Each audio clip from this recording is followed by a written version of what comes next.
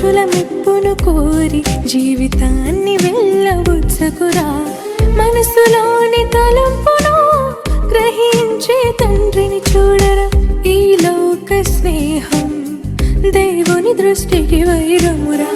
అతి మిక్కిలి స్వల్పమైన సంగతులకు దిగులెలరా.